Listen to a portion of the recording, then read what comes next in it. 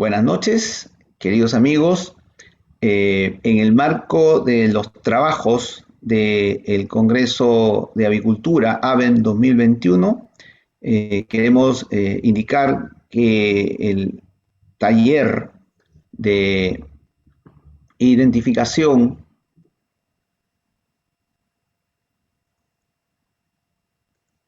el taller programa de entrenamiento para la gestión de contingencias en escenarios de alta incertidumbre, ha generado una expectativa muy grande y una respuesta increíble, y por lo cual tenemos que elaborar dos documentos. Lo que vamos a mostrar hoy es la parte conceptual, ¿no? Con la cual ustedes van a poder mirar los elementos de información, de conocimiento necesarios para el ejercicio, ¿no? Y luego vamos a tener una conversación con el doctor Hernán Rojas para abordar los aspectos de la gestión de las emergencias, que es el core del tema que vamos a mirar hoy.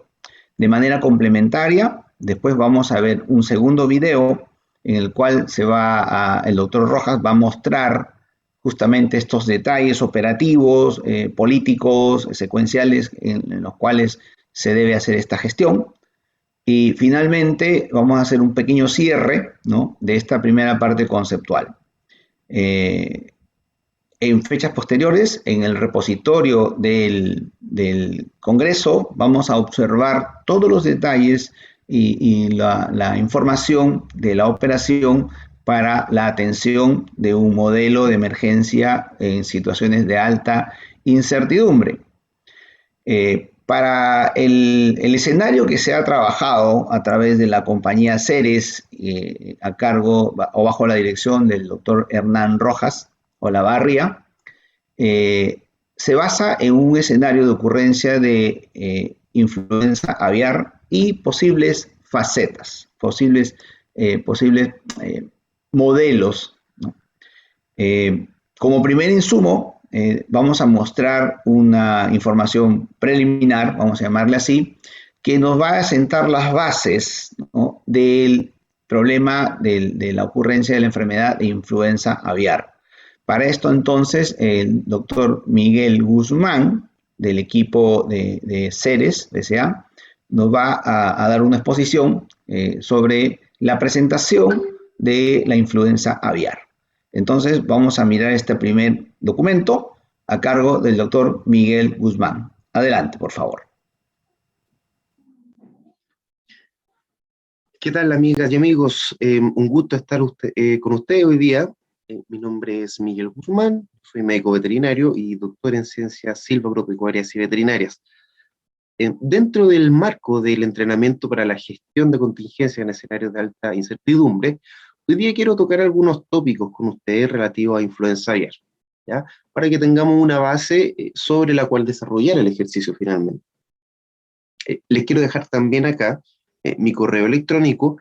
La idea es que cualquier duda que puedan tener durante el desarrollo del ejercicio, inherente a los desafíos, inherente al planteamiento, ¿ya?, de lo que vamos a ir haciendo, me pueden escribir y yo durante los próximos minutos de su correo les pueda responder lo antes posible, ¿ya?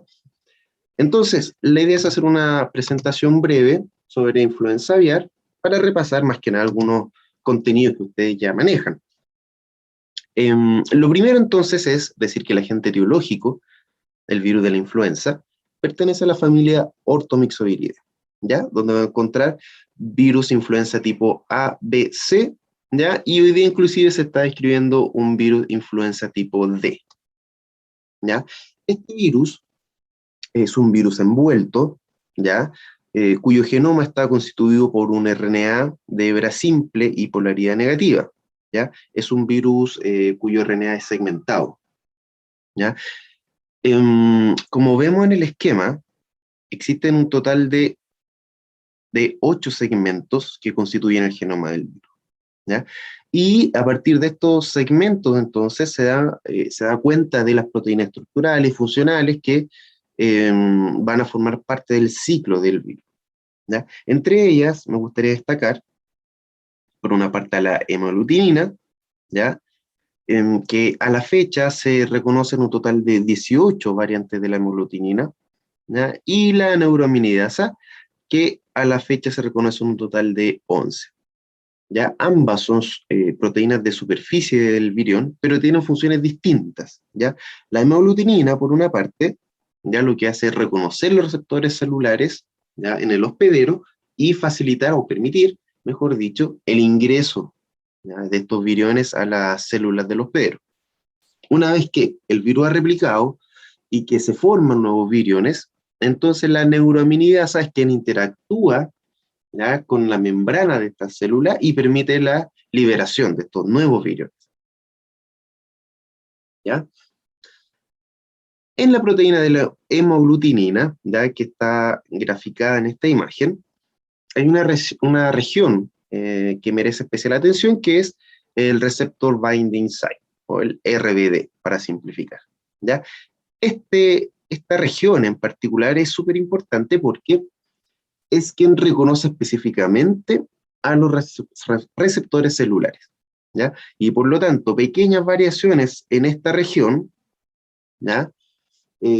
Puede facilitar el escape inmunológico por parte del virus.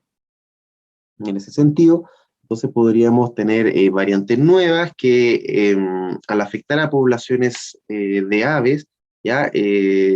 Generen problemas del punto de vista sanitario, ¿ya? Toda vez que estas nuevas variantes, ¿ya? En base a estos nuevos RBD, no van a tener una neutralización por parte de anticuerpos que pudieran existir previamente, ¿ya? El genoma, como les decía, es un genoma segmentado, un total de segmentos, y con ellos entonces generamos un total de 10 proteínas. ¿Ya? Las más relevantes para el caso no las vamos a alcanzar a revisar todas, son la hemaglutinina y la neuraminidasa, ¿ya? Que tienen su importancia específica. Además, recalcar que este virus es un virus envuelto, lo que implica que está recubierto por una membrana lipídica, ¿ya?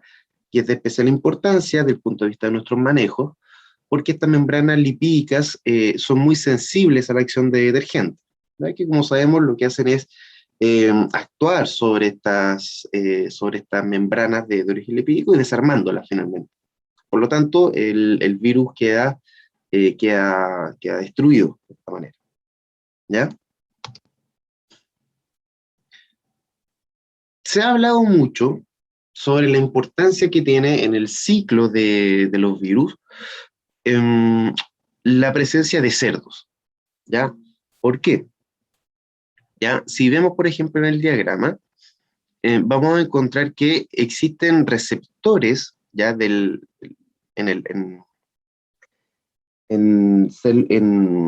receptores de ácido ciálico, ¿ya? En aves, ¿ya? Que tienen una temperatura corporal específica, ¿cierto? Alrededor de los 40, 41 grados puede ser también, que tiene una conformación alfa-2, ¿cierto? En los seres humanos también existen estos receptores, ¿ya? Pero en la parte del sistema respiratorio bajo, ¿ya? En la parte respiratoria alta, ¿ya? Tenemos receptores que tienen ácido ciálico, pero su conformación de alfa-2,6. ¿Y cuál es la implicancia de esto finalmente? Que en la parte respiratoria alta tenemos una temperatura que es mucho menor a lo que pasa en la parte respiratoria baja, ¿ya? En cambio, los cerdos, ya que tienen una temperatura intermedia, alrededor de 39 grados, presentan ambos tipos de receptores a lo largo de su sistema, ¿ya? Por lo tanto, es factible que en los cerdos puedan recibirse ya virus que tengan la habilidad de replicar bajo estas condiciones por parte de las aves y a su vez también por parte de los humanos, ¿ya? Y por eso es que dentro de los cerdos, ¿ya? Porque entregan las condiciones para que los virus puedan infectar las células, se puedan hacer mezclas, ¿cierto?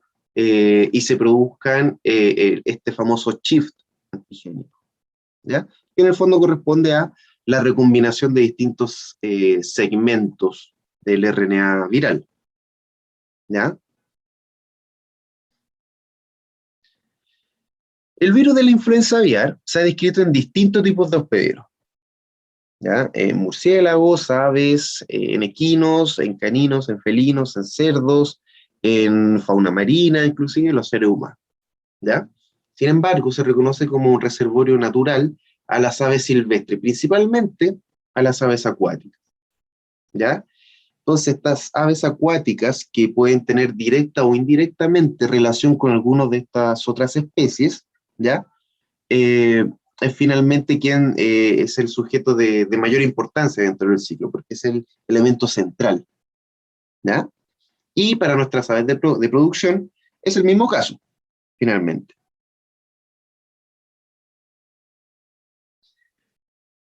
De acuerdo con la patogenicidad del virus, estos se clasifican en virus de alta patogenicidad, ¿ya? O virus de baja patogenicidad. ¿Ya? Y como se puede entender del nombre, ya esto está asociado con la severidad que presenta el cuadro. Ahora, la pregunta es, ¿por qué presenta una severidad, una patogenicidad diferenciada? Si es el mismo virus, ¿ya? Claro, y el tema es que no es exactamente el mismo virus, hay pequeños cambios, pero que tienen grandes efectos, ¿ya? Entonces, dentro de la proteína precursora de la hemaglutinina, ¿ya? Hay pequeños cambios en una cepa de baja versus alta patogenicidad, ¿ya? Que permiten ese cambio en la severidad, ¿ya? En los casos de las cepas de alta patogenicidad, en el sitio de clivaje de esta proteína precursora, se encuentra una gran cantidad de aminoácidos básicos, ¿ya? Y eso que pudiera parecer un hecho trivial, reviste una alta importancia finalmente. ¿Por qué? Porque cuando no tenemos esta alta presencia de aminoácidos básicos, esta proteína precursora, ¿ya? Puede ser escindida, ¿cierto?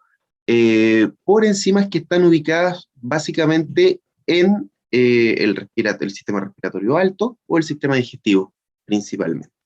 ¿Ya? Cuando tenemos esta presentación de aminoácidos básicos, ya recargando esta zona de decisión, sucede que esta proteína, la precursora, puede ser escindida por proteasas que están prácticamente a lo largo de todo el animal, ¿ya? Proteasas pertenecientes a la familia de las furinas, que son ubicuas en el sistema del ave, y que por lo tanto puede facilitar la replicación del virus en distintos órganos y produce de esta manera un daño multisistémico. Y por eso es que se ven mortalidades elevadas, con daño sistémico, con daño en endotelio, asociado a hemorragia, petequia, en distintos órganos, ¿ya? Porque tiene esta capacidad de ser escindida a lo largo de todo el cuerpo del ave. Ahora, clínicamente, ¿qué significa esto en la práctica? En el caso de cepas de alta patogenicidad, ¿ya? Vamos a ver entonces lesiones sistémicas, y en el caso de cepas de baja patogenicidad, algunas signologías que son más suaves, ¿cierto? Caídas productivas y signología respiratoria, ¿ya?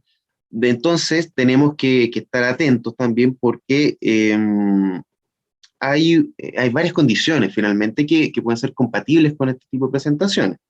¿Ya? Como sabemos, hay más de una enfermedad que puede producir caídas productivas y signología respiratoria, ¿ya? El tema de las caídas productivas, además, se abre a otras opciones, no solamente de patologías, ¿ya? Patología me refiero a agente infeccioso. Y bueno, entonces en el caso de la alta patogenicidad tenemos lesiones sistémicas y asociada a alta mortalidad. Por lo que les comentaba sobre esta capacidad del virus de replicar a lo largo de todo el sistema de la. Entonces, la influenza aviar, ya en base a la determinación del índice de patogenicidad endovenoso, ¿ya? Lo podemos determinar si es efectivamente de alta patogenicidad, ¿ya?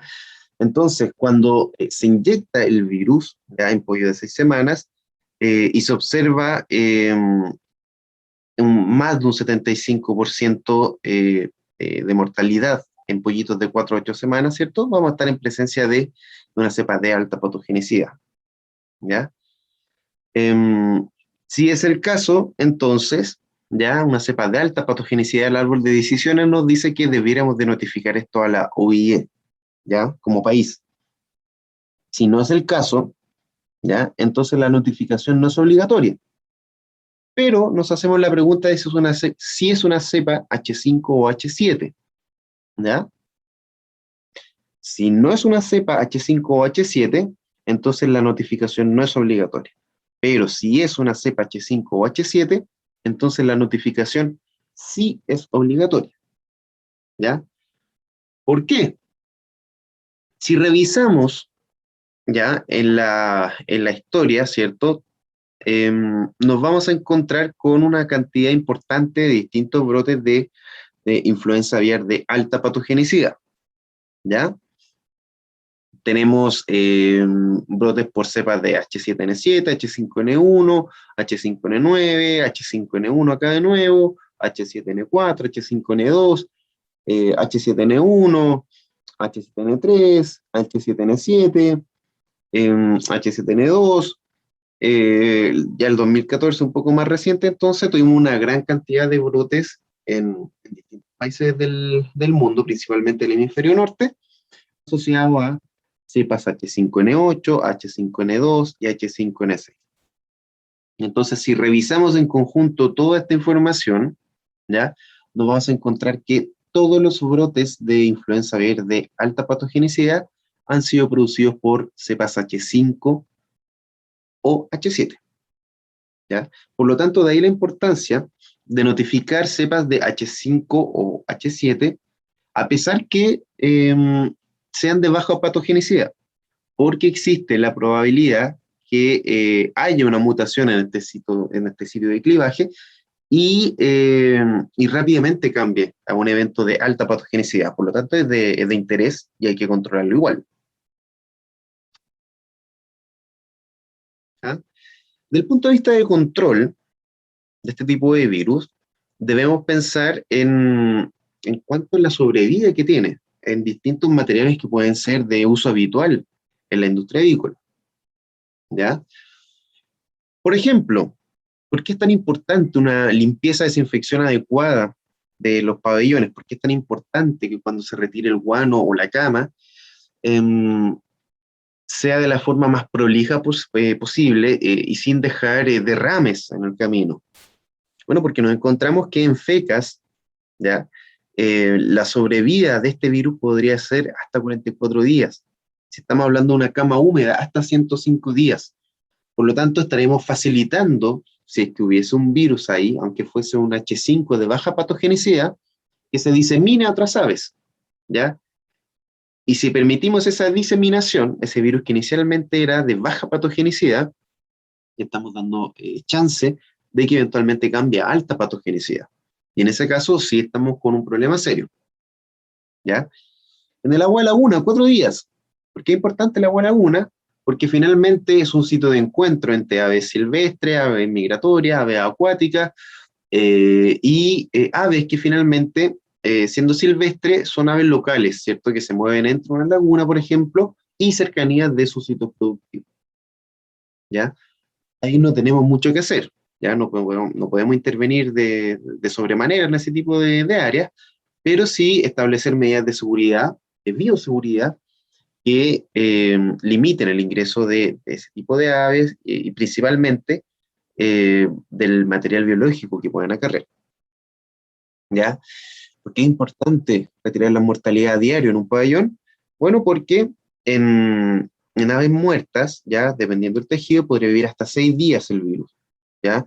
Entonces, una situación que podría ser acotada y controlada rápidamente, de nuevo, estamos facilitando su diseminación, estamos facilitando su mutación y un brote de alta patogenicidad.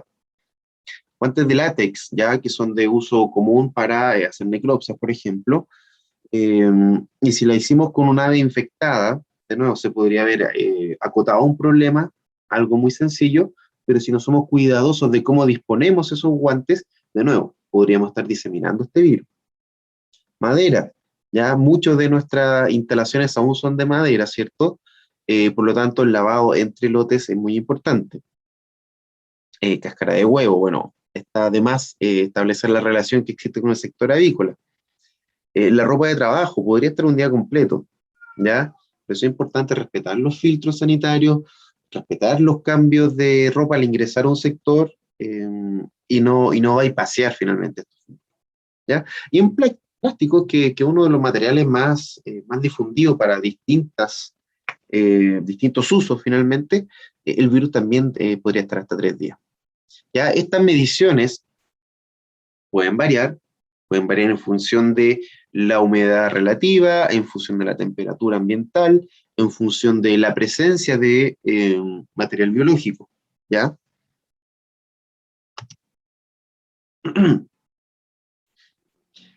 Internacionalmente, ¿ya? Este gráfico, esta imagen, lo que muestra son los brotes entre los años 2013 y 2018, ¿cierto? Y vemos que prácticamente todo el hemisferio norte, salvo algunas excepciones, ¿cierto?, habían declarado tener brotes de influenza aviar, ¿ya?, de alta patogenicidad, ¿ya? En Sudamérica ya hemos tenido algunos eventos, en Chile hemos tenido algunos eventos inclusive, pero que han sido controlados muy rápidamente, ¿ya? Entonces nos muestra también los terrenos donde está ausente la enfermedad y algunos poquitos donde no hay información, ¿ya? Pero lo que nos muestra esta imagen, lo que es más rescatable, es la alta diseminación del virus a lo largo del mundo, ¿ya? Todo esto facilitado por el comercio internacional y facilitado también por el vuelo de aves migratorias, ¿ya? Bueno, posterior al 2018, hemos tenido más brotes, ¿ya? Estos datos son extraídos de la OIE hace unos días solamente, y nos muestra el número de brotes, ¿ya?, que han ocurrido. Ahí tenemos casos 2017, que se alcanza a ver, 2018, 2019, hubieron poquitos brotes el segundo semestre, ya 2020, ya se reportaron un alto número de casos, ¿ya? 2021 primer semestre también, y a la fecha, este segundo semestre todavía hay poca información, ¿ya? Pero sigue presente el virus influenza, ya en distintos países, ya eso es lo que les quiero entregar como mensaje con estos gráficos. En esta segunda parte, ya que está relacionado con los gráficos de acá arriba, nos muestran distintas situaciones en base al número de aves, ya, bajo distintas condiciones. Ya nos habla sobre las aves muertas, por una parte, ya que van cambiando en función de estos gráficos. Aves muertas que se relacionan muy estrechamente con la presentación de casos, ¿ya? Y eso es natural porque en muchos de los países donde se presenta este tipo de casos, finalmente se opta por el sacrificio de los lotes, ¿ya? Para contener y para evitar la diseminación, ¿ya? Tenemos los matados y eliminados, ¿ya? Que esos van esos implican no solamente los que tuvieron la enfermedad, ¿ya? Que son los casos y los muertos, sino que nos hablan de aves que estuvieron en contacto, ¿ya? Y por eso es más alto, ¿ya? Porque pudimos tener un número determinado, un sector, un galpón incluso, ¿ya? Que haya sido positivo a una enfermedad, pero se determinó que para prevenir la diseminación, lo correcto era sacrificar algunos galpones que estaban dentro de la misma granja en forma contigua a este galpón inicial, ¿ya? Sobre la transmisión de la enfermedad, y un poco también para entender cómo es hacer un control efectivo de su diseminación, tenemos que pensar siempre en la vía de contacto directo, ¿ya? Por lo tanto, el contacto entre aves es lo que se debe evitar, ¿ya? Mantener fuera de nuestros galpones a aves silvestres es fundamental en este sentido, ¿ya? Para eso debemos contar con la infraestructura adecuada, con mallas que no permitan el ingreso, ¿ya? Porque más de alguno pueda que no tenga controlada 100% esta situación, eh, y al bypassear un poco este punto crítico, ¿ya? Implica que el momento que esa ave silvestre sí traiga un virus externo, bueno, va a generar una situación crítica ahí, ¿ya? Entonces tenemos que tratar de cortar esas probabilidades, ¿ya? Hay distintos fómites que se usan en la industria, vehículos, bandejas, herramientas, etcétera, etcétera. Cualquier material, ¿cierto?, que esté ingresando, saliendo de un sector a otro, a las oficinas, pueden pensar en, en, en romanas para pesar también, ¿ya? Hay distintos instrumentos, ¿ya? Y todo eso en su superficie, igual pueden estar transmitiendo, diseminando este virus, ¿ya? Por lo tanto, también los filtros en ese sentido son súper importantes, no solo con las personas, sino que también con los fómites, ¿ya? Y los vectores ya son reconocidos agentes que pueden diseminar algún virus como el que estamos conversando, ¿ya? Roedores, moscas, distintos artrópodos, sobre todo que se pueden ver en las camas. Entonces, en ese sentido, es muy importante minimizar la población de este tipo de vectores, ¿ya? Sobre todo el tema de mosca y roedores, ¿ya?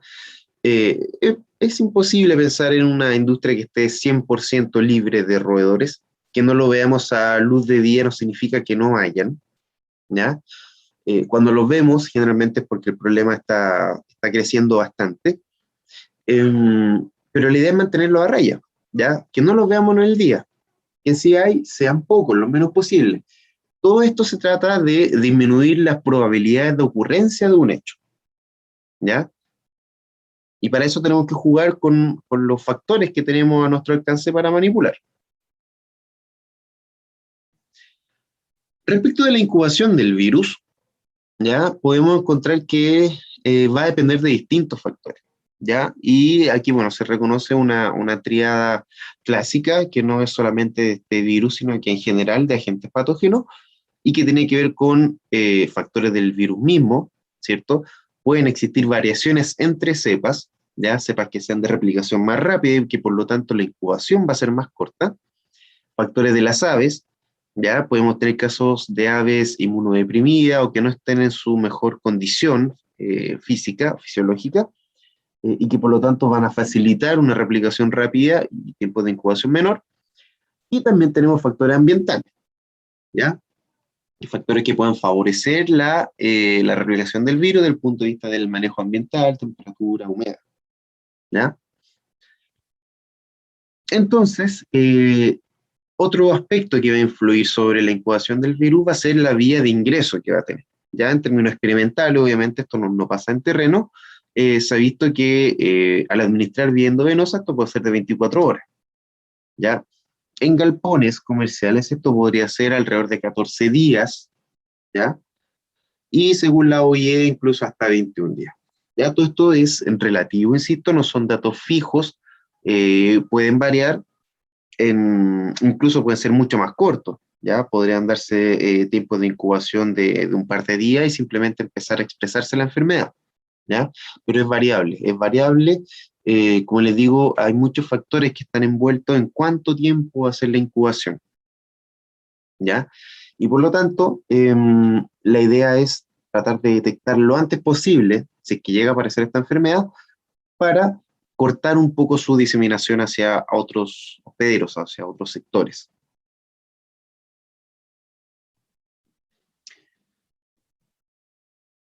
Dentro de las herramientas diagnósticas que tenemos, ¿ya? Tenemos la inhibición de la hemoglutinación, ¿cierto? Sabemos que el virus influenza tiene la capacidad hemaglutinante. Por lo tanto, si disponemos de anticuerpos específicos contra el virus, podríamos diagnosticar a través de esta prueba, ¿ya? La dificultad es que deberíamos tener anticuerpos específicos contra todas las hemoglutininas del virus, ¿ya? Lo que también es difícil de manejar. ¿Ya? Tenemos pruebas de ELISA, por otro lado, ¿cierto?, que nos permiten manejar grandes cantidades de muestras y a través de la detección de anticuerpos podríamos saber si es que estas aves estuvieron expuestas o no al virus, ¿ya? Lo que es de mucho valor cuando tenemos una enfermedad como esta, donde no aplicamos vacunas y que por lo tanto no deberían haber anticuerpos contra este tipo de virus, ¿ya? La inmunodifusión en gel, ¿ya? También es una prueba serológica que nos permite determinar la presencia del virus, ¿ya? A través de la reacción que existe en gel entre, entre un antígeno y anticuerpos específicos, ¿ya? Por otra parte, ya como sabemos que este es un virus RNA, tenemos la opción de hacer RT-PCR, ¿ya? Por lo tanto, hacemos primero una retrotranscripción, generamos DNA complementario y posteriormente, a través del uso de un termociclador, ¿cierto?, con distintos ciclos de subida y baja de temperatura, vamos a poder amplificar este material y verlo a través de un gel de agarosa, ¿cierto? Otra alternativa, ya, el siguiente paso del RT-PCR sería el RT-qPCR, ¿ya? Que también tiene que ser una retrotranscripción, y después pasamos a un termociclador en tiempo real, que nos permite en menos tiempo y a través de software especializado, directamente ir conociendo la concentración del virus, si es que existía en la muestra, ¿ya? Y por lo tanto es una herramienta que es muy útil desde el punto de vista de lo rápido que nos puede dar un diagnóstico, ¿ya? Para conocer específicamente qué tipo de cepa es la que está afectando, tenemos que recurrir a otra herramienta que es, posterior al PCR, hacer una secuenciación, ¿ya? Entonces, al tener estas secuencias de los virus y compararlas con bases de datos a nivel internacional, podemos definir entonces a qué tipo de cepas corresponde, ¿ya? Existe también la posibilidad de hacer aislamiento viral, ¿ya? Para eso se pueden utilizar huevoembrionados principalmente. Hay líneas celulares que se pueden utilizar, pero si es un virus de influenza aviar, el uso de huevoembrionado es perfectamente preferible, ¿ya? Ahora, dependiendo de cuál es la prueba diagnóstica que estemos utilizando, ¿ya? O más bien independiente de la prueba diagnóstica, debemos de tener ciertas consideraciones siempre con la toma de muestra, ¿ya? Consideraciones, por ejemplo, si estamos haciendo un RT-PCR en la mantención de la temperatura, por ejemplo, si estamos tomando de algún órgano, ¿ya? Si estamos utilizando torulados que pueden ser de tráquea, entonces el transporte de esa muestra es crítico para poder mantener el virus y después reconocer el material genético, ¿ya? Lo mismo pasa con el aislamiento viral, y ahí puede ser incluso más sensible, porque finalmente necesitamos para el aislamiento que el virus replique en estos huevos embrionados, ¿ya? Y para replicar obviamente tiene que estar funcional. Si no mantenemos la cadena de frío antes de inocular en los huevos embrionados, entonces no va a existir este aislamiento viral, ¿ya? Porque no va a haber replicación del virus, ¿ya? Y en el caso de ELISA, hay que tener ciertas consideraciones con la toma de muestra de la sangre, ¿cierto? La mantención, separación de los sueros, para que no se afecte la lectura posteriormente, ¿ya? ¿Cómo prevenimos? ¿Ya? En general hay dos aspectos que son fundamentales en la prevención de la influenza aviar, que son la bioseguridad y la vigilancia, ¿ya? O sea, a través de la bioseguridad cuáles son las barreras que le ponemos al virus para que no llegue a nuestras aves, que es donde queremos limitar. Como le digo, hay cosas que no podemos manejar.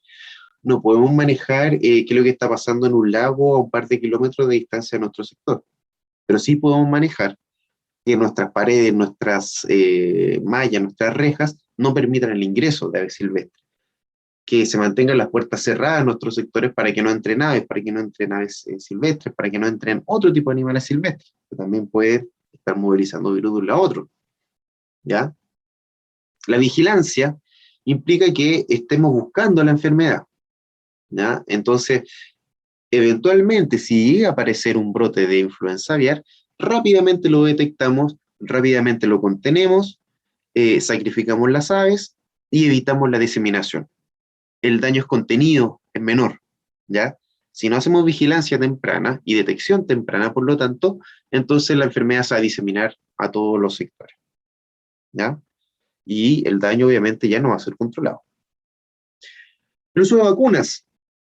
El uso de vacunas, en el caso de la influenza, es complejo, ¿ya? Hay pocos países a nivel mundial que han optado por la vacunación. Es complejo porque dificulta el diagnóstico a través de pruebas serológicas, ¿ya? Entonces no sabemos si los anticuerpos que estamos viendo es de vacuna o es de un desafío de campo. Es complejo también porque, como les decía al principio, el virus influenza tiene un gran número de hemaglutininas, ¿ya? O posibilidad de expresar distintas hemaglutininas, ¿no? Y por lo tanto, para generar anticuerpos neutralizantes contra una cepa en particular, debemos atacar a esa hemaglutinina en particular, ¿ya? Entonces, vacuna en forma preventiva es difícil de vaticinar qué es lo que va a entrar en el país. Si estamos poniendo una hemaglutinina X, puede que no tenga protección contra una cepa que esté ingresando, ¿ya? Entonces, la verdad es que en la mayoría de los países donde han ocurrido brotes, han preferido el camino de la erradicación por sobre la vacunación, ¿ya? Una vez que se usan las vacunas es difícil erradicar la enfermedad y generalmente se vuelve endémica en un sector. ¿Mm?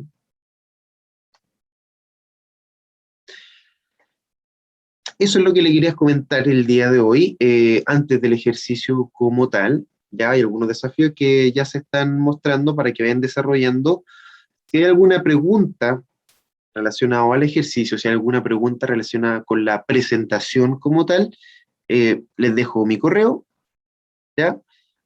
Cualquier cosa voy a estar atento y desearles mucho éxito en el ejercicio. Ojalá les saquen provecho porque lo hicimos con harta dedicación, con la idea de que sea provechoso para ustedes, ¿ya? Así que un gusto y nos estaremos viendo prontamente. Chao, chao.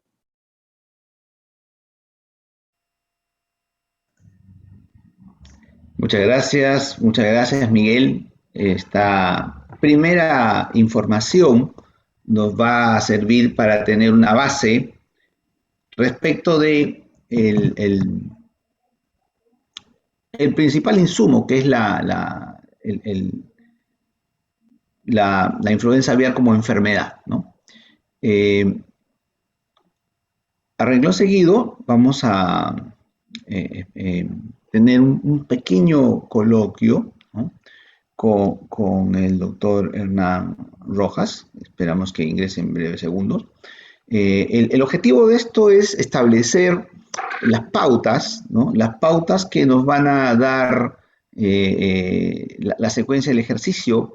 ¿Cómo es que debe abordarse un ejercicio de este tipo?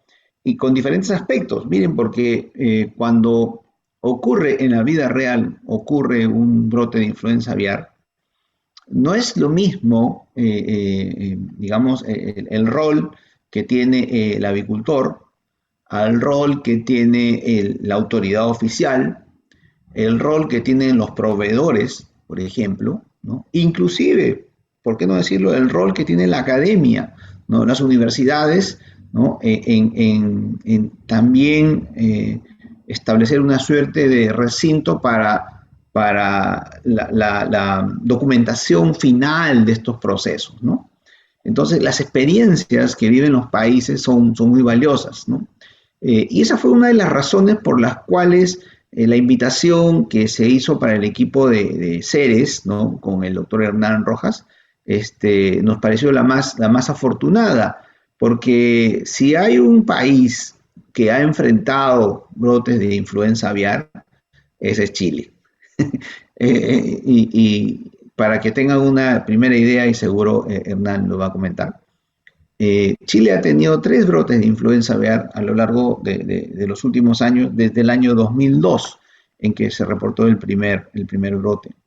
Y en ese primer brote, justamente el doctor Hernán Rojas estaba a cargo de lo que sería para Perú, por ejemplo, la Dirección de Sanidad Animal del SENASA, en el caso de Chile, del SAG de Chile, el Servicio Agrícola Ganadero.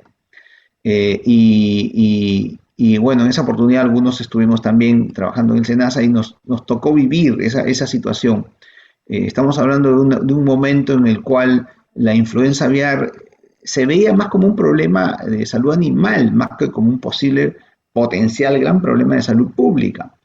Eso todavía viene a ocurrir a partir del año 2004, cuando la OMS comenzó a dar alertas mundiales de posibles niveles de pandemia, no llegó a ser tal cual, pero posibles niveles de pandemia con el virus H5N1.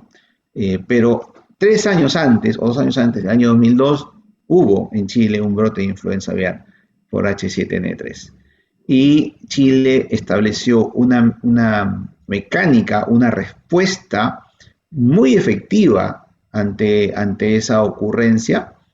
Ellos pudieron contener, encapsular y erradicar prácticamente la enfermedad que ocurrió más o menos el mes de mayo del año 2002. Para diciembre ya recuperaron, ¿no?, el estatus de país libre de influenza aviar.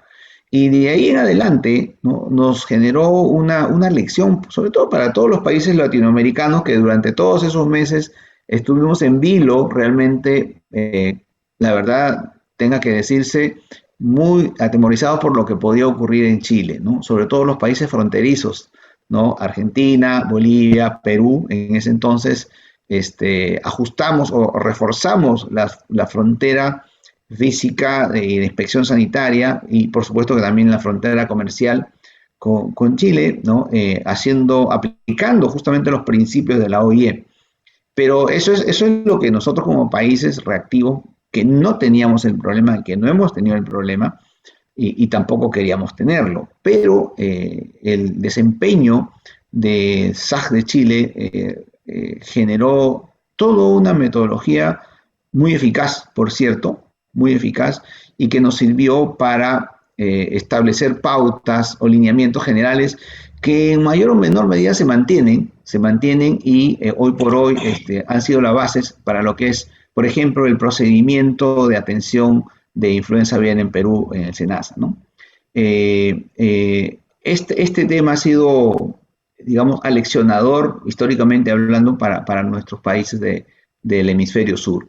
Y en todo caso, yo quiero aprovechar para justamente hacer un pequeño diálogo con Hernán Rojas, con el cual quisiera compartir ahora las pantallas, ¿no? Ustedes están viendo ahí la imagen de Hernán, pero ahora lo van a mirar en vivo. Y buenas noches, Hernán. Bienvenido. ¿Cómo estás, Raúl? Gusto saludarte.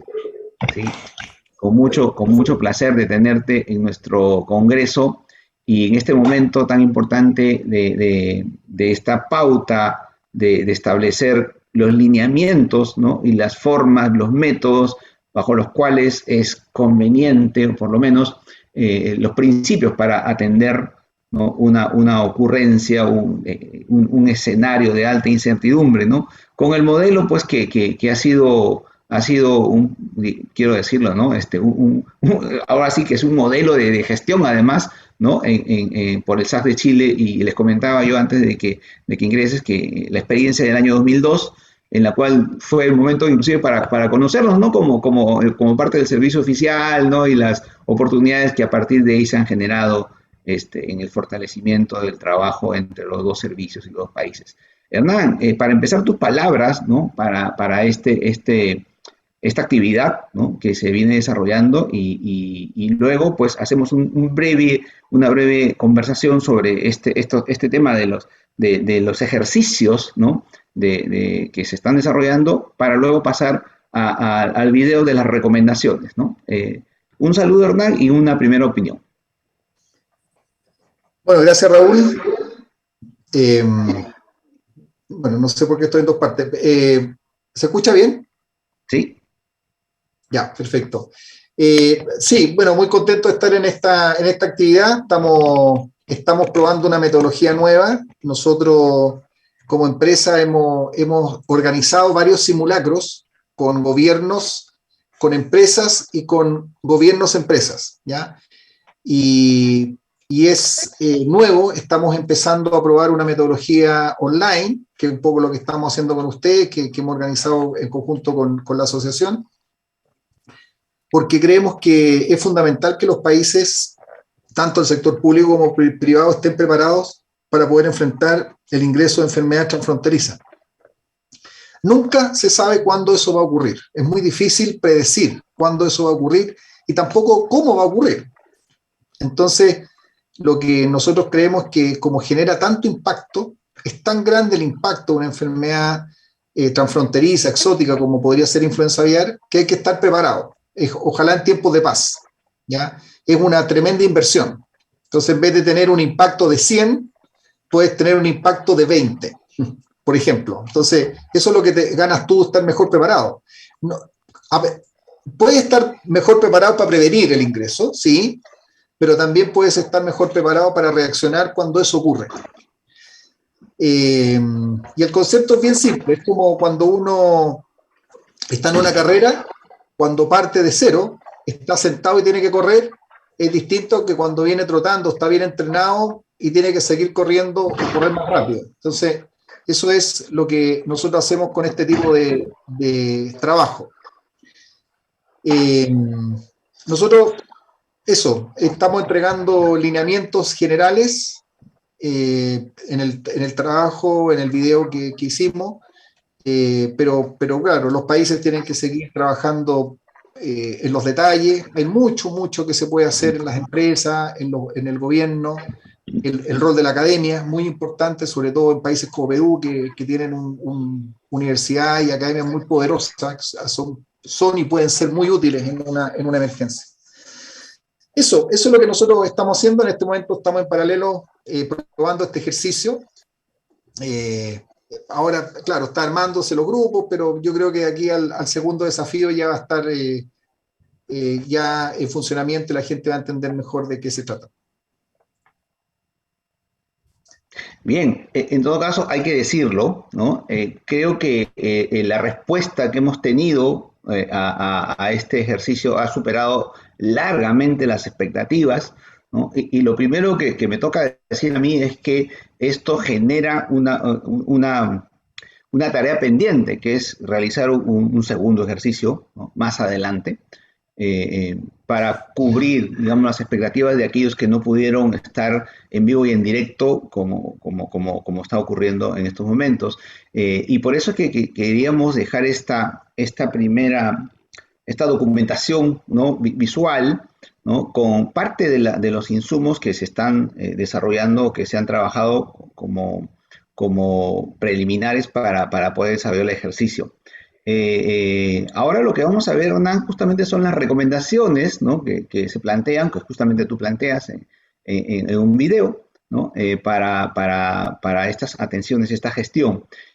Nos gustaría que le hagas una introducción, como tú has sido el diseñador de esta propuesta, antes de pasarlo, que nos digas un pequeño resumen y que le des, digamos, el respaldo y la invitación también de primera mano a aquellos que les toque, digamos, desde la academia, desde el sector oficial, desde el sector productivo, desde la cadena de provisión, ¿no? ¿Qué es lo conveniente, lo necesario mirar y hacer para tener una respuesta más eficaz, ¿no? Y presentando, obviamente, el video. Gracias, Raúl. Bueno, ustedes van a ver un video que entrega conceptos generales fundamentales para poder prepararse para una emergencia sanitaria. Son conceptos, yo diría, universales, básicos, ordenados de cierta manera, que pueden ayudar a tener distinciones para poder después seguir profundizando. No entra en mucho detalle de profundidad, pero sí como colocar un marco, cuáles son los elementos más importantes en la gestión de emergencia. Este es lo que nosotros llamamos una introducción. ¿Ya? Después vamos a ir sacando, en el tiempo, vamos a ir sacando otros videos que van a hacerse cargo de algunos aspectos específicos con más profundidad. ¿Ya? Así que van a ir conociéndolo durante el año, vamos a ir liberando esos documentos y estos videos, y podemos seguir haciendo actividades en conjunto. Así que bienvenido, Raúl, los invito bienvenido a hacer cualquier pregunta, sugerencia o temas que quisieran profundizar del video, porque queremos ser muy proactivos.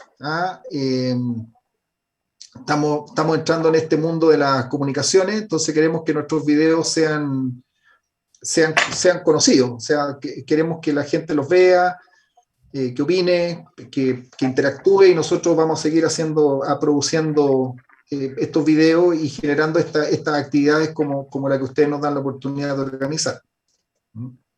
Así que, y que cada uno, como aquí hay gente de las empresas, gente del gobierno y gente de la academia, que vea su rol, porque estamos convencidos que todos tienen un rol dentro de la preparación y la gestión de la emergencia. Genial, muy bien, Hernán. Estoy seguro que nosotros vamos, así como ustedes van a producir más, nosotros vamos a seguir compartiendo para mejorar las capacidades de nuestros sectores productivos. Entonces, con estas palabras, vamos a continuar con la emisión del video para la gestión. Por favor, producción, continúen con ese producto, con ese video. Bueno, les damos la bienvenida a esta presentación de CEREF S.A. sobre los conceptos esenciales de las enfermedades animales transfronterizas. Bueno, las enfermedades transfronterizas han ocurrido en todo el mundo con enormes impactos. Solo recordar la encefalopatía espongiforme bovina en Europa, la fiebre aftosa en Europa, Asia y también en el Cono Sur, la peste porcina clásica en todo el mundo, la influenza aviar, que parte en Asia y después llega incluso a nuestro continente, México, Chile, Estados Unidos, Canadá, y en el último tiempo los enormes impactos que ha generado la peste porcina africana, que incluso ha llegado a nuestro continente en el último tiempo a República Dominicana y Haití. Bueno, nosotros sabemos que estas enfermedades transfronterizas existen, pero no sabemos cómo y cuándo va a ocurrir el ingreso de estas enfermedades a nuestros países. Por ello, es razonable preguntarse cómo debería prepararse un país para enfrentar estas enfermedades transfronterizas. Bueno, esta preparación tiene determinado estándar. Todos los países debiesen tener un plan de contingencia, que es un documento escrito que establece cómo un país se organiza, cómo establece responsabilidades y cómo establece la estrategia técnica para enfrentar esta contingencia. En segundo lugar, tiene que desarrollar todos los prerequisitos, es decir, todos los asuntos que tienen que estar preparados antes de que la contingencia llegue para poder implementar adecuadamente este plan de contingencia. Y finalmente, los países tienen que entrenarse, tienen que capacitarse, tienen que generar simulacros para estar mejor preparados. Ahora, todo este paquete, este conjunto de elementos, es lo que aumenta la resiliencia de los países, la capacidad de soportar estas emergencias y finalmente generar menos impactos cuando estas emergencias ocurran. ¿Cuál es el punto de partida? Cuando estas enfermedades o estos agentes infecciosos entran a los países, van a encontrarse con una población susceptible que va a contraer esta enfermedad. Ahora, cuando esta enfermedad ingresa, parte con una sospecha. Esta sospecha puede ser con signos clínicos, puede ser a partir de un muestreo serológico, y esta sospecha en el menor tiempo posible debiese confirmarse, de tal manera estar seguro que esa enfermedad ingresó. Ahora, Lo que sí también sabemos es que el primer caso que nosotros observamos y que posteriormente confirmamos es lo que se llama el caso índice, el primero que yo veo. Ahora, ese caso índice no necesariamente es el primer caso que ocurrió en el país con esa enfermedad transfronteriza que le llamamos caso primario. Entonces, ¿qué es lo que buscamos en la gestión de una emergencia? Es que la distancia entre el caso primario y el caso índice sea al menos posible, porque si le damos más tiempo, vamos a permitir que la infección se disemine al interior del país, en este caso, sin nosotros saberlo. Ahora, tomando en consideración este concepto de sospecha y de confirmación, nosotros podemos establecer en una emergencia distintas fases. Bueno, vamos a tener una fase de sospecha, que es entre el momento de la sospecha y la confirmación. Después, desde el momento de la confirmación hasta donde llega el pic de brotes de esta enfermedad, le vamos a llamar fase epidémica. Después, entre el pic, ¿no es cierto?, de brotes o de focos y la finalización de los focos, le vamos a llamar fase de resolución. Y posteriormente, la fase de recuperación de estatus hasta poder tener el estatus libre nuevamente. Ahora, esta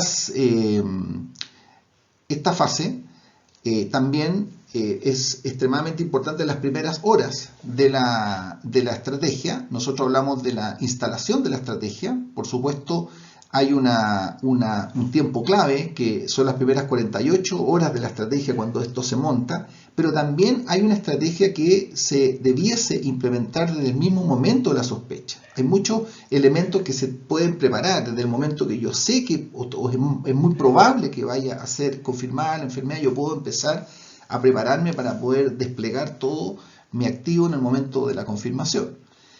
Y nosotros creemos que hay un tiempo también, que es variable por supuesto, para poder implementar completamente la estrategia, como una fecha o un tiempo referencial, que es un mes. Después viene la implementación plena de la estrategia, que es combatir, ¿no es cierto?, estos focos, esta infección y diseminación de la enfermedad. Y finalmente es la demostración del estatus, que es otra parte de la estrategia muy importante para los aspectos internos, pero también para la relación con los mercados en el caso que se esté exportando. Bueno, nosotros para poder destacar la importancia de la detección precoz, aquí tenemos dos ejemplos. Si, por ejemplo, la sospecha, si nosotros llegamos precozmente, vamos a tener lo más probable una curva epidémica más aplanada, o sea, más leve, no va a ser tan alta esa curva epidémica, vamos a tener menos focos y también va a ser más aplanada y posiblemente más corta. En contraste, si nosotros llegamos tarde a la detección precoz, ya la enfermedad con mucha más facilidad va a tener mayor cantidad de focos y posiblemente también va a ser más larga.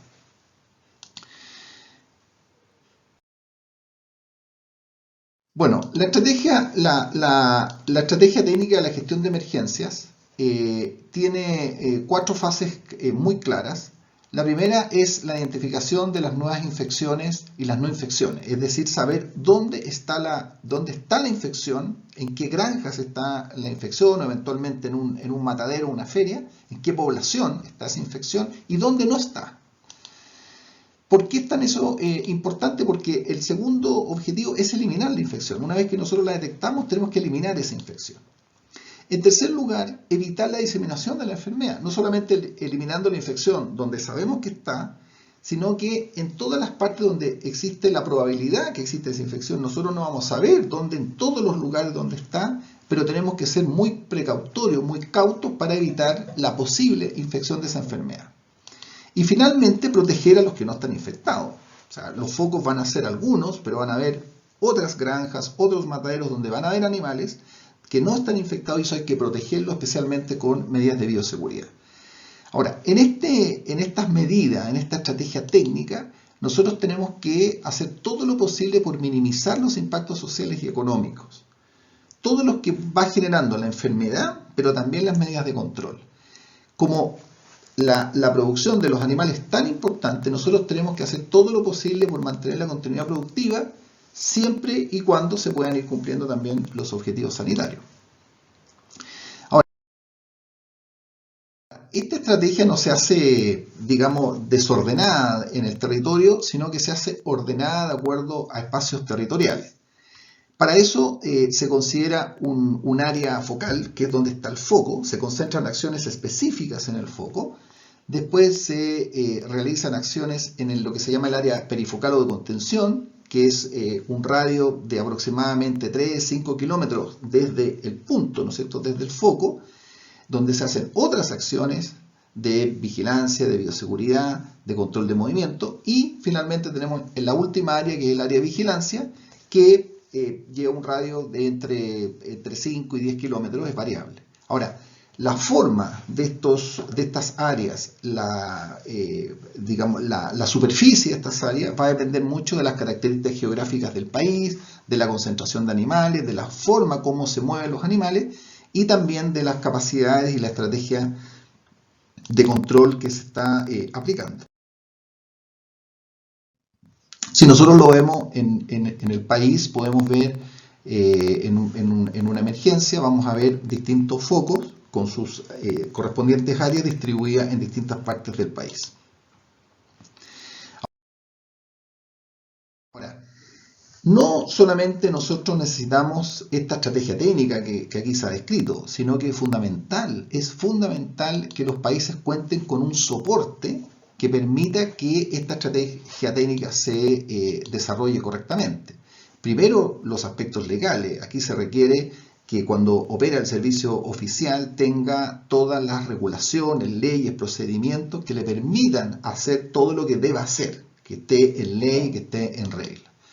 Segundo, los aspectos financieros, es decir, que tenga todos los recursos para poder hacer las compras, contrataciones y en el tiempo adecuado, con prontitud, para poder darle soporte a todos los recursos que se requieren para esta acción, personal, vehículo, combustible, etc.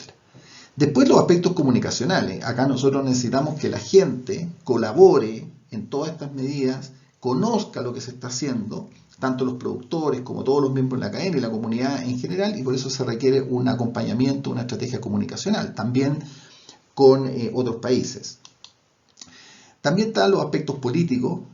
Acá se requiere un apoyo para poder darle ambiente para que esta acción se desarrolle correctamente, que no intervenga la política mucho, ¿no es cierto?, lo menos posible en la implementación de esta estrategia técnica. Y los aspectos gerenciales. Aquí hay que gestionar muchos recursos, personas, y para eso se requiere apoyo gerencial para que los equipos técnicos puedan colaborar. Uno de los elementos muy importantes como soporte técnico para toda la emergencia es el laboratorio. El laboratorio es el que nos debiese entregar resultados confiables en cantidad y calidad. Aquí en emergencia se va a necesitar una gran cantidad de diagnóstico y el laboratorio tiene que estar preparado para aquello. Lo vamos a ver más adelante como uno de los prerequisitos. También hay que considerar que en una emergencia, más allá de que uno tenga una estrategia técnica, tenga todo el soporte, tenga todo bien planificado para poderla implementar, hay varios aspectos externos que van a estar permanentemente influyendo o determinando la calidad y la eficacia de la campaña.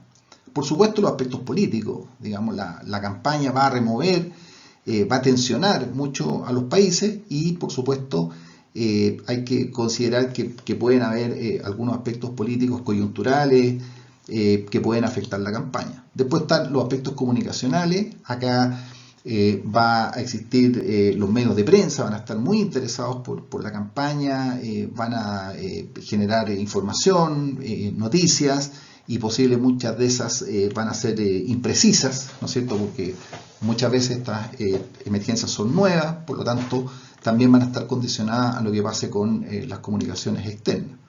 Las reacciones sociales, pensemos en ciudadanos que se les podría alterar su modo de vida cotidiano, van a haber controles de movimiento, se puede alterar el consumo del producto, puede haber desabastecimiento, puede haber cambio de precio, puede ser una enfermedad zoonótica que asuste también a los consumidores, por lo tanto es natural que hayan reacciones sociales.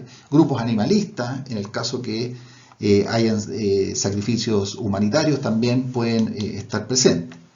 Bueno, por supuesto, como decía, el asunto de los mercados. Aquí puede haber una reacción de los mercados nacionales, los mercados locales frente a la emergencia y también de insumos y productos. Por lo tanto, eso también puede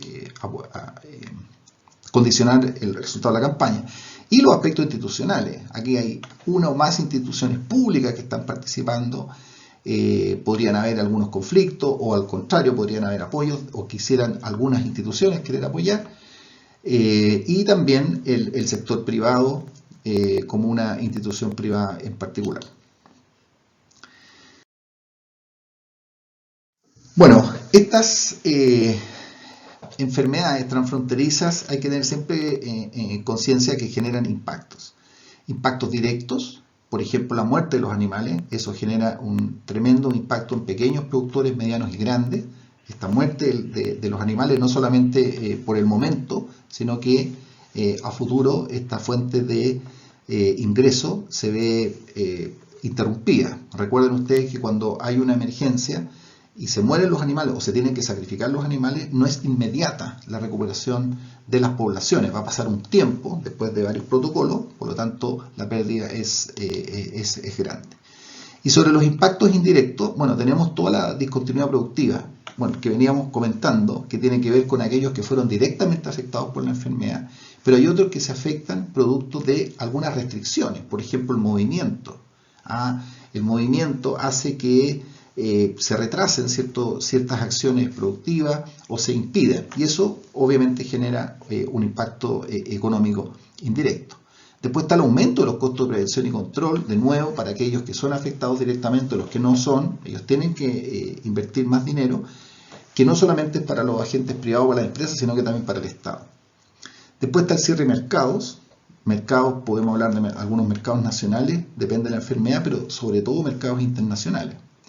Ahora, esta situación, cualquiera de ellas o la suma, puede generar pérdidas laborales, se pueden tener que cerrar algunas producciones o algunas plantas de proceso, y también en algunos casos podría haber una disminución de precios, pensamos en el tema de las exportaciones. En el caso de las enfermedades zoonóticas también hay un efecto en la salud pública con los costos públicos y privados que eso significa. Un aspecto a destacar con respecto a los impactos tiene que ver con la sanidad y comercio. Las mercancías, ¿no es cierto?, que pueden estar contaminadas, o en el caso de los animales infectados con esta enfermedad, que son exportadas a otros países, podrían significar un riesgo para esos países importadores, que puede ser objetivo o la percepción de ese riesgo, y de acuerdo a las regulaciones que tienen esos países importadores, generalmente suspenden, a lo menos temporalmente, los mercados sobre esos productos, porque esos productos podrían tomar contacto con poblaciones susceptibles de los países importadores y generar un riesgo. Entonces, uno de los impactos es este cierre parcial o temporal de los mercados mientras se tiene este estatus sanitario. Bueno, una de las herramientas que nos da la Organización Mundial de Sanidad Animal, la OIE, es la zonificación y la compartimentación. ¿Qué significa? Veamos el caso 1. Nosotros podemos tener un país en el cual podemos concentrar donde están los focos y podemos demostrar que los focos de esta enfermedad están circunscritos a una zona. Nosotros podríamos determinar que esa es una zona infectada o de alto riesgo, pero infectada con esta enfermedad, y el resto del país está libre. Ahora, por supuesto, esto hay que demostrarlo, pero teóricamente es posible generar una zona diferenciada del resto del país y permitir de esa manera concentrar, por una parte, el control en la zona infectada con determinadas medidas, otras medidas de prevención en la zona libre, y también esto podría facilitar el comercio seguro a los países que aceptaran esta zonificación.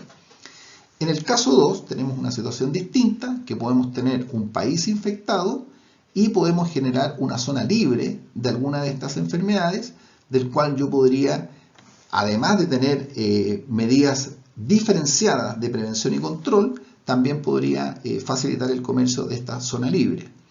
Lo mismo del compartimento, que a diferencia de la zona, estamos hablando de un establecimiento que es libre de la enfermedad, también de acuerdo a los acuerdos comerciales que yo tenga, se podría facilitar el comercio.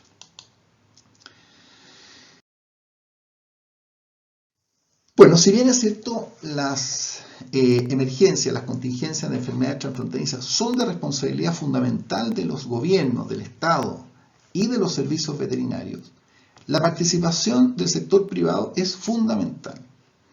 Es fundamental no solamente porque tengan los animales, es porque ellos son los que están muy cerca de lo que le ocurren a ellos, pero también ellos son los que aplican o no aplican las medidas. Entonces son los mayores interesados, son los que conocen, los que están desplegados en el territorio. Entonces por eso creemos que es fundamental esta alianza público-privada en el cual el sector privado debiese participar en distintas instancias. En la dirección de la estrategia debiese ser parte del cuerpo directivo, pensar en conjunto con el Estado la estrategia, los aspectos operativos, cómo se implementa esta estrategia diferenciando roles. Hay roles que pueden ser públicos y privados.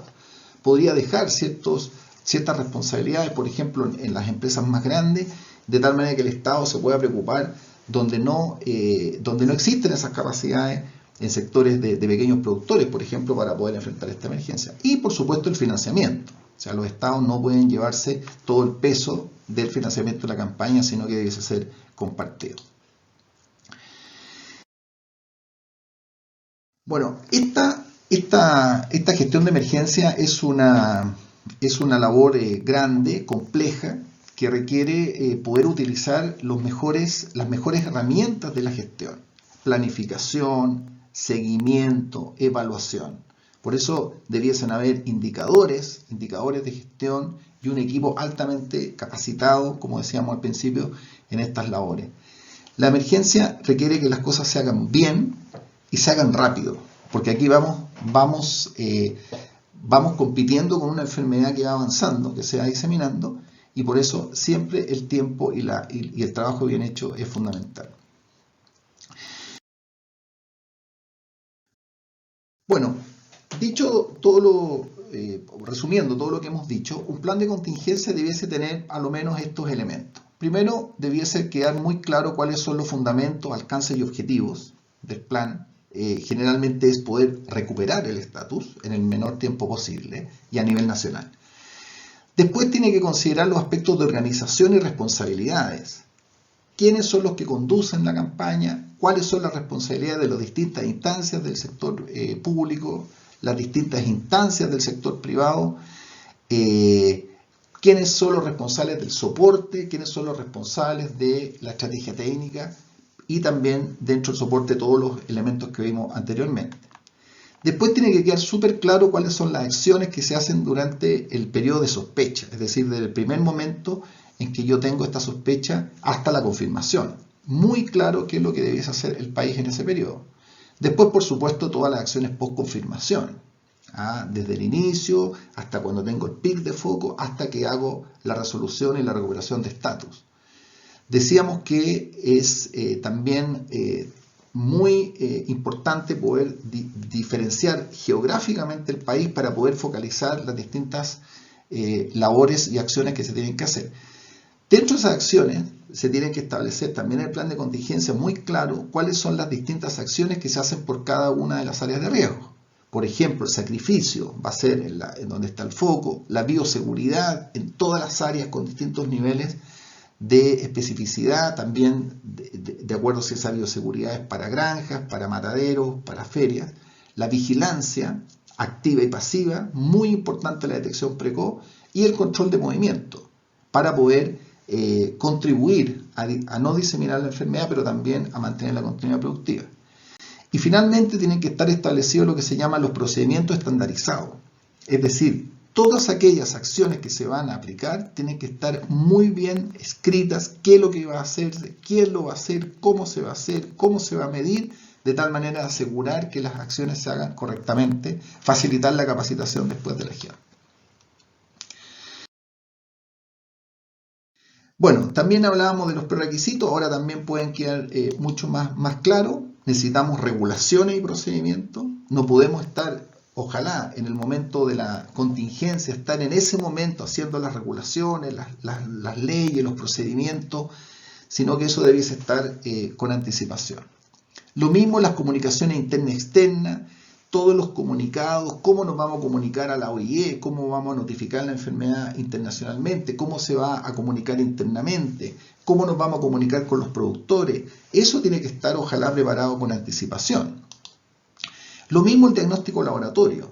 Acá se puede simular, imaginar científicamente, ¿no es cierto?, cuántos diagnósticos voy a necesitar en las primeras 24 horas, 48, en un mes, con un escenario de muchos focos, menos focos. El laboratorio tiene que estar preparado para poder enfrentar una avalancha de muestras en tiempos acotados. Y si el laboratorio no puede, bueno, tengo que buscar laboratorios externos que me puedan ayudar a hacer ese trabajo. Lo mismo la capacitación sobre la enfermedad, capacitación de mis veterinarios y mis técnicos oficiales, también de los veterinarios y técnicos privados, de los productores, tienen que saber sobre la enfermedad, ojalá antes, y no en el momento que esto ocurra y está recién empezar a explicarles de qué se trata. La capacidad de la detección precoz, para poder en el tiempo mínimo, poder darse cuenta que tengo un problema, que tengo que notificar una posible enfermedad transfronteriza, esto para los productores y también para los veterinarios y técnicos, y también la capacidad del servicio oficial de atender rápidamente esa notificación, poder tener rápidamente la confirmación. Toda esa capacidad de detección precoz tiene que ser preparada desde antes. Lo mismo la bioseguridad. La bioseguridad en granjas, en mataderos, en ferias, tiene que estar identificada y tienen que haber prácticas de bioseguridad, ojalá antes de la emergencia, porque se tendrán que aumentar en el momento de la contingencia o esta emergencia, pero estas debiesen estar implementadas. Y como veíamos también estos acuerdos público-público, por ejemplo, entre el servicio veterinario y la policía, y entre el servicio veterinario o el ministerio y el sector privado, ojalá esos acuerdos de trabajo conjunto estén hechos también con anticipación. Bueno, finalmente está todo el tema del entrenamiento. Nosotros estamos convencidos de que tanto el sector oficial, las empresas, público-privado, tienen que hacer un gran esfuerzo en prepararse para esta contingencia, porque eso obviamente, como habíamos dicho, aumenta la capacidad de resiliencia y va a disminuir los impactos de la enfermedad. Bueno, eso es lo que queríamos contarles. Muchas gracias. Cualquier duda, nosotros estamos a su disposición para seguir profundizando en esta materia. Muy bien, gracias Hernán. Hemos podido observar todo un lineamiento de intervención, ¿no?, cuando se necesita atender una posibilidad de un brote, pero más allá de lo que hay que hacer cuando aparece el brote, sobre todo desde la preparación, ¿no? Y creo que ahí está la llave.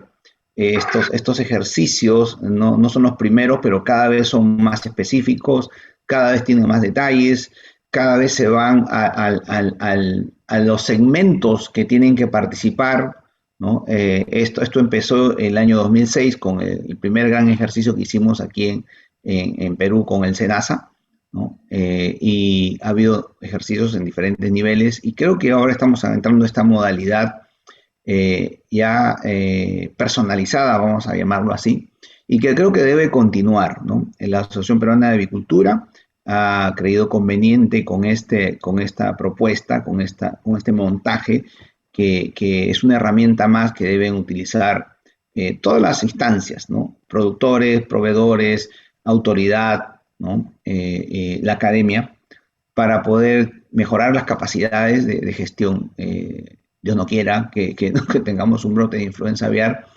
pero lo importante es que en el camino nos vayamos preparando. Bien, entonces con esto quedaría explícita, ¿no?, la necesidad de nuevas jornadas, ¿no?, de entrenamientos, de nuevas jornadas de preparación, ya sean virtuales como ahora, o en físico, o modalidades compartidas. Yo creo que retornando a la condición de presencial, debemos fomentar desde diferentes instancias, ¿no? No solamente las gremiales o sectoriales, sino también en la academia, que se comience a hablar de estos temas, que se comience a hablar de las modalidades, que los profesionales entiendan que hay pasos que hay que hacer preparándonos para estas contingencias. Con esto yo quiero dejar cerrado esta primera etapa. Y digo primera etapa porque lo que continúa ahora es el desarrollo del material completo, ¿no? Que va a ser subido al repositorio del Congreso y que va a servir para hacer un seguimiento paso a paso de estas actividades y cómo se desempeñan los grupos y los resultados que podemos encontrar. Esto no termina acá, ¿no? Este es un camino que estamos recorriendo y creo que el compromiso está dado, ya estuvo desde antes y hay que tomarlo, los desafíos están allí y creo que debemos crecer como sociedad y como sector, ¿no? La industria avícola peruana siempre ha sido una industria muy pujante, que ha estado muy a la vanguardia de la tecnología y con esto también queremos demostrar que la parte académica, tecnológica, la parte de simulación, también es un eslabón que estamos cubriendo. Bien, entonces con esto estaríamos dando por concluida la jornada de hoy. Insisto, esto va a quedar todo con las jornadas completas de desarrollo en el repositorio. Los invito a que lo revisen. Esto va a estar publicado a partir del día 10. Es un material valiosísimo, realmente, que lo van a apreciar y va a ser de mucha utilidad para sus empresas, para la academia, en fin, para el sector en general. Con esto termino y les agradezco muy infinitamente por su atención y será pues hasta las próximas jornadas. Buenas noches.